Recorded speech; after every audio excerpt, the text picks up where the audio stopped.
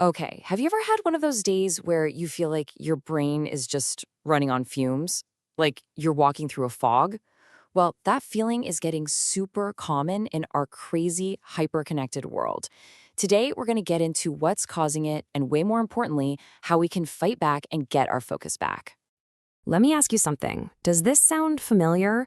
You sit down, you're excited to watch a new movie, and not even 5 minutes in, you're reaching for your phone. Or you walk into the kitchen and just stop. You have no idea why you're there. It feels like you're living in this constant mental haze. If you are nodding your head right now, trust me, you are not alone. There's a word for this, a term that's kind of blown up from internet slang into a real conversation starter, brain rot.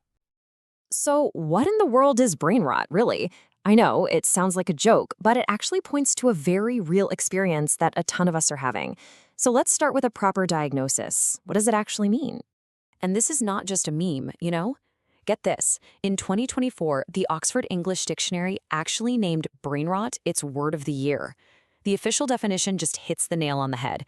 It's that mental decline we get from just scrolling through way too much low-value, trivial stuff online. It's that feeling of being totally mentally fried. So let's see if any of these symptoms hit home for you.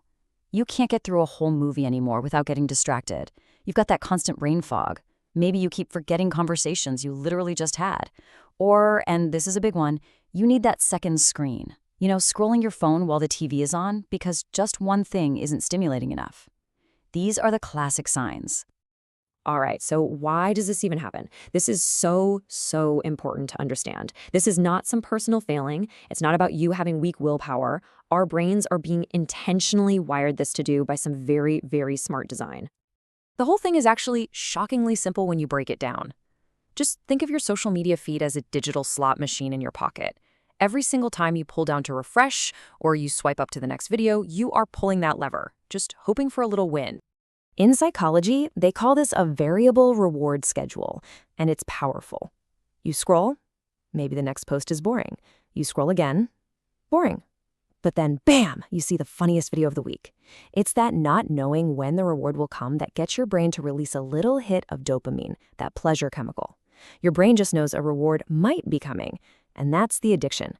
That's what keeps you scrolling.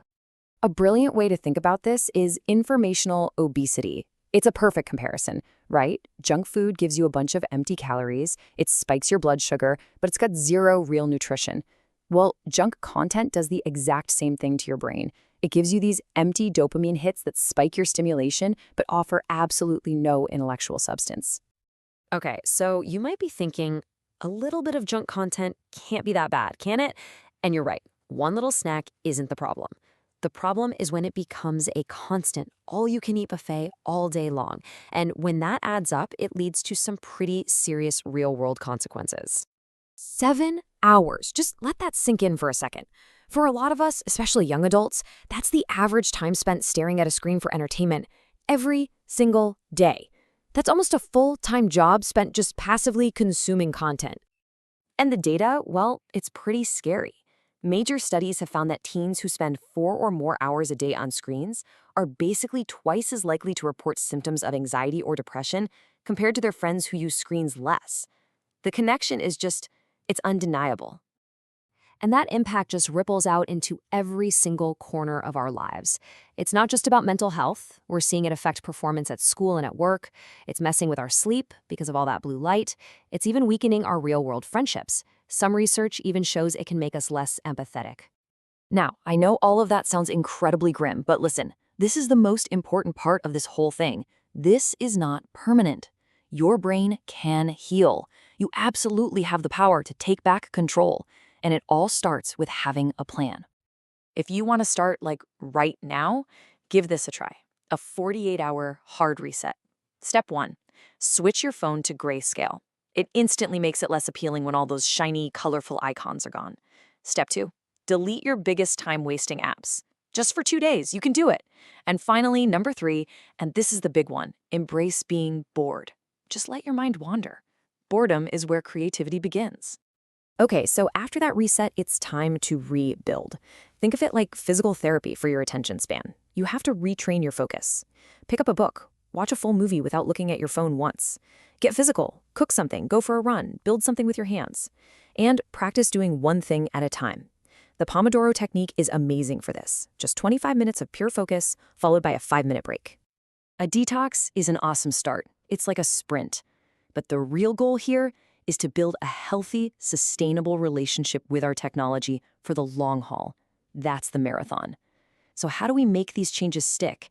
It all comes down to prevention and good digital health. This is basically your long-term wellness plan. Just simple rules for digital hygiene. Rule 1, no phones in the bedroom. Go buy a cheap alarm clock. Use the tools on your phone to set time limits for certain apps. Be an active curator of your feeds. Unfollow the junk and follow stuff that actually teaches you something. And maybe most importantly, schedule time every week to be completely unplugged. And that brings us to the most incredible, hopeful part of this whole story. It's all thanks to this amazing thing called neuroplasticity. Basically, our brains have this incredible built-in ability to heal and rewire themselves. The damage from brain rot is not a life sentence. It is reversible. I love this quote from the psychologist Dr. Gary Small. He says, "Your brain, like a muscle, has memory. If you use it, you can quickly regain anything you've lost." It's just perfect. If your focus muscle has gotten a little weak, you can absolutely train it to be strong again. You can get back what you feel like you've lost. So let's end with a simple, powerful tool you can start using literally the second this is over. Before you open up that app, before you start to mindlessly scroll, just pause for 1 second and ask yourself this one question. Is what I'm about to do going to enrich me, or is it going to erode me? The choice every single time is yours.